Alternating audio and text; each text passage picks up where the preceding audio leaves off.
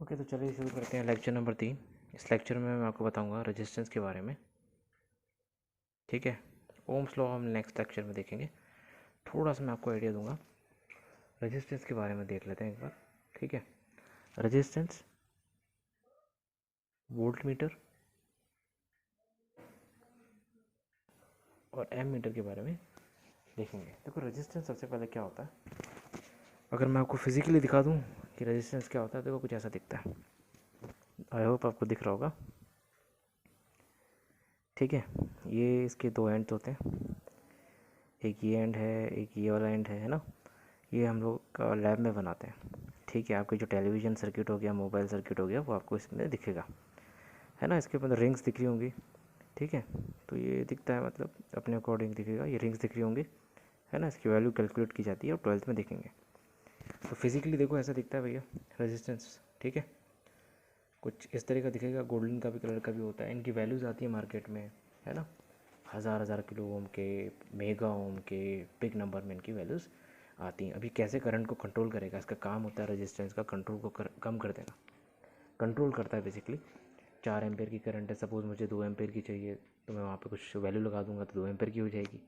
ठीक है, कैसे होगी मैं आपको इफेक्ट करके दिखाऊंगा, बल्ब चला के दिखाऊंगा, डिम हो जाएगा। रेजिस्टेंस से पहले अच्छा खासा जल रहा है, रेजिस्टेंस के बाद में डिम हो जाएगा। ठीक है, तो वो सब चीज़ें मैं आपको यहाँ पे बताने वाला हूँ। ठीक है, चलिए अब एक चीज़ देखो, जैसे आप ये सर्किट देखो, ये एक छोटा सा मतलब मोबाइल का ही सर्किट है। तो अगर आप इसको ध्यान से देखोगे तो आपको एक चीज़ दिखेगी कि ये जो भाई साहब दिख रहे हैं ना आपको, ये ग्रे कलर के, ये रजिस्टर ही तो देखो कितना मोटा रजिस्टर है, हेल्दी है ना। तो खाए पिए घर से, देखो ये रजिस्टर हो गया। तो ये सर्किट में है, करंट कंट्रोल करने के लिए लगा है। और ये जो लोहे की जो दो दिख रहे हैं आपको, यहाँ से सप्लाई देंगे। ठीक है, तो ये यहाँ पे जाएगा, करंट केवल थोड़ा कम कर देगा, क्योंकि मोबाइल को सप्लाई थोड़ी कम चाहिए होती है। मैं भी आगे बताऊंगा इसके बारे में। ये कैपेसिटर्स हो गए, है ना। ये आपका छोटू सा ट्रांसफार्मर है, ये देख रहे हो ट्रांसफार्मर। हमारे घरों में सप्लाई आती है 230 वोल्ट्स। ये क्या करेगा, यहाँ से 230 लेगा और इधर कितना आउटपुट दे देगा, 5 वोल्ट, क्योंकि मोबाइल को लगता है 5 वोल्ट ओनली। ठीक है, वो भी मैं आगे बताऊंगा कि किस तरह का सप्लाई होता है। तो सबसे पहले शुरू करते हैं थोड़ा सा थ्योरेटिकल एनालिसिस, फिर मैं आपको कुछ चीज़ें करके दिखाऊंगा, है ना। तो देखो एक चीज़ मैं आपको बता देता हूँ कि ये जैसे एक बैटरी आपको दिख रही होगी, दिस इज़ 9 वोल्ट बैटरी, है ना, मार्केट में मिल जाती है।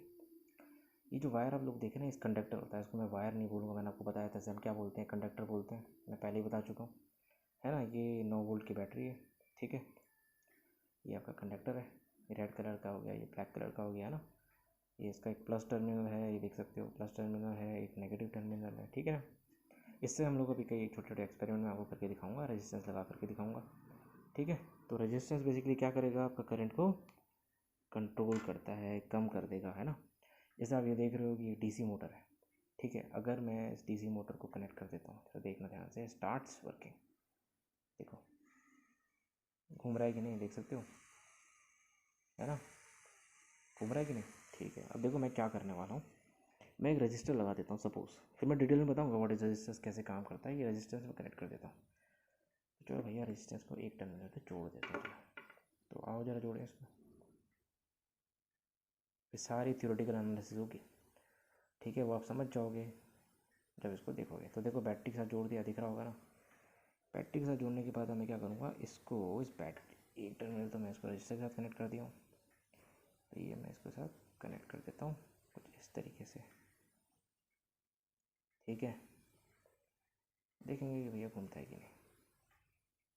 और दूसरे को मैं, देखो सर्किट क्लोज है, देखो दोस्तों, देखो नहीं चल रही है, देख रहे हो आप, नहीं चल रहा है, बिल्कुल नहीं चल रहा है। क्यों नहीं चल रहा है, क्योंकि ये मैं सपोज़ अगर आपको नहीं दिख रहा, तो ये मैंने इसे जोड़ा हुआ है और ये मैं इस पर टच करा रहा हूँ ऐसे, ये देखो नहीं घूम रहा है। क्यों नहीं घूम रहा है, करंट ज़ीरो कर दिया है इसने, ज़ीरो ज़ीरो नहीं मतलब इतना कम कर दिया है कि ये रोटेट नहीं कर पा रहा है। कहीं बोलेंगे सर हाथ लगा रखा है, देखो हाथ लगा हटा दिया, देखो नहीं घूम रहा है भैया, देख लो क्लियर है। ठीक है, जो मुझसे लाइव पढ़ते हैं उनको सामने दिखा दूंगा, अभी कोई चीटिंग नहीं है, देखो एकदम सही है। ठीक है, तो देख रहे हो आप। अब जैसे ही मैं इस रेजिस्टेंस को हटा देता हूँ,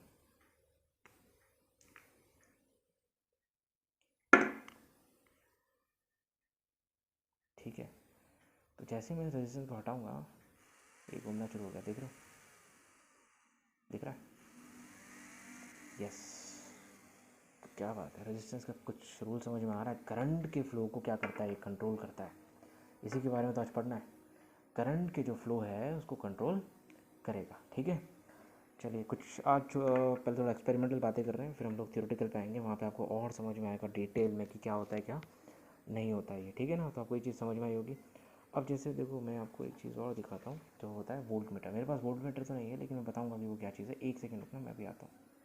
ओके, तो अभी मैं आ चुका हूँ एक डिवाइस के साथ, ठीक है। ये डिवाइस आप देख रहे हो, है ना। यहाँ पे कुछ रीडिंग्स देख सकते हो। ये वोल्टेज डीसी वोल्टेज होता है ना हमारे घर में, जो सॉरी जो भी अपने बैटरी का वोल्टेज होता है वो डीसी होता है। जो भी बैटरी होती है उनके पास डीसी वोल्टेज होता है। हमारे घरों में 230 आता है, उस एसी वोल्टेज होता है। एसी डीसी क्या होता है सर, मैं आपको मैग्नेटिक इफेक्ट में बताऊंगा डिटेल के अंदर, अभी नहीं, तब देखेंगे मैग्नेटिक इफेक्ट में, है ना। अच्छा, क्या ये वोल्ट मीटर है, आंसर है नहीं। क्या ये एमीटर है, आंसर है नहीं। तो ये क्या चीज़ है, इसे कहते हैं मल्टीमीटर, ठीक है। क्या बोलते हैं, मल्टीमीटर। पर अगर आप ध्यान से देखोगे मैंने टॉपिक क्या बनाया हमारे सिलेबस में, क्या है, वोल्ट मीटर, एमीटर। देखो, वोल्ट मीटर एक सेपरेट डिवाइस है जो सिर्फ वोल्टेज नापेगा दो पॉइंट्स के बीच में। वही बताऊंगा मैं, रेजिस्टेंस के बीच में, बल्ब के बीच में क्या होता है। और ये क्या करता है, करंट मेजर करता है। पर ये भी एक्चुअली वोल्ट मीटर और एमीटर ही है, पर दोनों एक के अंदर आ गए। एडवांस वर्जन है, इसे बोलते हैं मल्टीमीटर। ये वोल्टेज भी नापता है, करंट भी नापता है और रेजिस्टेंस भी नापता है। जब आप लेबोरेटरी में जाएंगे, स्कूल की लेबोरेटरी में, तो वोल्ट मीटर इज सेपरेट, है ना। वो सिर्फ वोल्टेज ही नापेगा। ऐसा डब्बा सा स्ट्रक्चर होता है उसका, ठीक है। ऐसा कुछ स्ट्रक्चर होगा, यहाँ पे ऐसा रीडिंग वगैरह लगा रहेगा, इस तरीके से रहता है वो, ठीक है। पर ये काम भी वैसा ही करता है जैसे वोल्ट मीटर करता है, पर ये मल्टीमीटर है, ठीक है। तो देखो, अगर मैं मेज़र करना चाहता हूँ वोल्टेज अक्रॉस, क्योंकि अब आगे जाके मैं एक टॉपिक पढ़ाऊँगा जहाँ पे बार बार बोलूँगा कि मैं वोल्टेज ड्रॉप निकाल रहा हूँ रेजिस्टेंस के अक्रॉस, ठीक है। थ्योरेटिकल नेक्स्ट लेक्चर में दिखेगा, उसका मीनिंग आपको समझ में आएगा। पर अभी ज़रा थोड़ा सा देख लो। अब मैं इस बैटरी का वोल्टेज चेक कर रहा हूँ कि इस बैटरी के अक्रॉस कितना वोल्टेज है ना। बैटरी के अक्रॉस वोल्टेज बोलने का मतलब क्या है कि जैसे ये बैटरी का सिंबल हो गया 9 वोल्ट, या प्लस है माइनस है, तो मैं क्या करूँगा, इसके एक पॉइंट निकालूंगा, एक पॉइंट निकालूंगा और यहाँ पे मेरा मल्टीमीटर लगा दूंगा और ये रीडिंग दे देगा कि इसके अक्रॉस कितना वोल्टेज है इस बैटरी में अभी, ठीक है। तो देखो मैं कैसे करता हूँ। पहले मैं इसकी प्रॉप को कनेक्ट कर लेता हूँ। एक सेकेंड, चलो होल्ड रखना, ठीक है। तो हम लोग क्या करते हैं, पहले इसकी प्रॉप को कनेक्ट कर लेते हैं,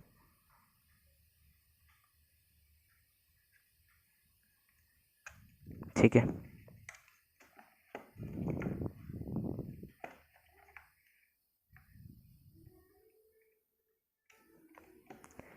अच्छा, प्लीज़ ये चीज़ें आप घर में ट्राई मत करना, ठीक है। मैं इलेक्ट्रिकल इंजीनियर हूँ, सो मुझे आइडिया है। Otherwise this is very dangerous. So आप सिर्फ देखने के लिए यूज़ करिए प्लीज़। घर में ट्राई करने का कोशिश मत करना, कहीं दो से ट्राई कर लिया तो चीज़ में रिस्क होता है, वो नहीं करना चाहिए, ठीक है। तो मुझे तो खैर आदत है, मेरा काम ही यही है। अब इलेक्ट्रिकल इंजीनियर, मुझे इन चीज़ों का आइडिया है, ठीक है। ट्रांसफार्मर, जनरेटर वगैरह सबका मुझे आइडिया है। अब देखो, मैं दो टर्मिनल से कनेक्ट कर रहा हूँ और मैं यहाँ पे सेटिंग को 30 में सेट कर देता हूँ। कुछ नंबर दिख रहे होंगे, 0 है ना। देखो रीडिंग देगा अभी, करंट तो नहीं मारेगा।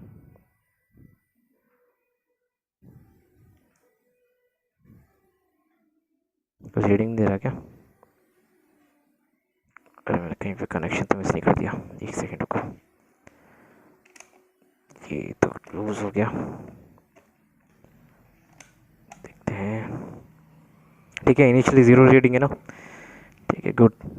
देखो ध्यान से, अब ये मैं इससे कनेक्ट कर रहा हूँ और दूसरा प्रॉब मैं इससे, कुछ रीडिंग आ रहा है क्या, दिख रहा है कुछ, 20.5 वोल्ट सर, 20.5, क्या बात है सर। ये तो 9 वोल्ट की बैटरी थी, 20.6 दिखा रहा है, ठीक है। रीज़न है आगे बताएंगे, पर वोल्टेज तो है ना, ठीक है। कितना वोल्टेज है, 200 सर, कसब सर।